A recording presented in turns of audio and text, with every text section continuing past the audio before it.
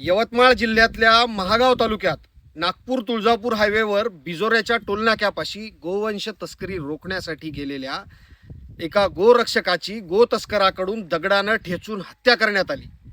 घटना अतिशय निर्दयी आहे, अमानवीय आहे। त्या गोतस्करावर तात्काळ कारवाई झाली पाहिजे, त्याला आजन्म कारावासाची शिक्षा झाली पाहिजे।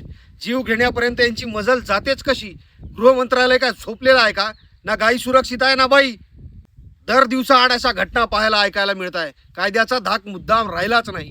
हिंदूच्या सरकारमध्ये हिंदूच भरडला जात आहे, चिरडला जात आहे। आज ठेचला पण गेला। आमचं पोरग जीवानिशी गेलं। कुठे गेलं बुलडोजर? एखाद्याचा जीव गेल्यावर त्या घटनेत संघटनेचं नाव करून घ्यायचं। फक्त भावपूर्ण श्रद्धांजलीच्या पलीकडे काय केलं? आमच्या पोराचा जीव गेला आणि या घटनेवरून राज्यात धार्मिक वातावरण बनवल्या जात आहे। ते एसी मध्ये बसून शेंगा आणते, मिट्टी में मिला देंगे। काचं मिट्टी में रे? तुमच्या नादी लागून इथं आमचेच पोरं मिट्टीत चालले। कोणाला आला का विचार त्याच्या घरच्याचा, त्याच्या आईचा, पत्नीचा, लेकराचा? नाही आला। फक्त भांडवल। या घटनेच्या निमित्तानं मला समाजातल्या तरुणांना विनंती करायची आहे की बाबांनो, हे असले गाड्या मागं गाड्या लावणे, जीवावर उदार होऊन स्टंट करणं हे प्रकार बंद करा। आपण कार्यकर्ते गाई वाचवायला निघालो आणि सगळे कत्तलखाने कोणाचे आहे याचा अभ्यास करा। का कोण्या आमदाराचं खासदाराचं पोरग गाई वाचवायसाठी गाड्या मागं गाड्या लावत नाही? सगळे नेत्याचे पोरं उद्योग व्यवसाय टाकून मोठमोठ्या लेवलला गेले। का गाईला राष्ट्रीय प्राणी घोषित होत नाही? करायला पाहिजे ना। अभ्यास करा ह्याच्यावर। आपण आपलं घर, आपलं कुटुंब, आपल्या जनावरांची काळजी घ्या। नसले उद्योग करू नका।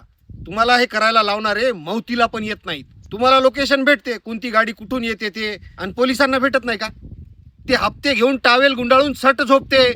कायदा आहे, पोलीस आहे, त्याला कळवा। ते नाही आले तर त्यांची पोलखोल करा। SP साहेबांना सांगा, लावा ना फडणीस त्याच्या मागं। का त्यांनी काय फक्त मतच घ्यायचे का आपले? आणि तुम्ही ढोरं राखायचे का? उगाच बिनपगारी फुल अधिकारी होऊ नका।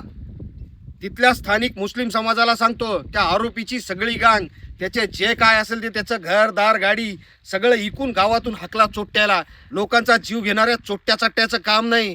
अशा लोकांमुळे सगळे तुम्ही बदनाम व्हायले। तर भावांनो, आपल्या गजूभाऊला न्याय मिळाला पाहिजे आणि पुन्हा असे प्रकार घडू नये यासाठी हा व्हिडिओ जास्तीत जास्त शेअर करा।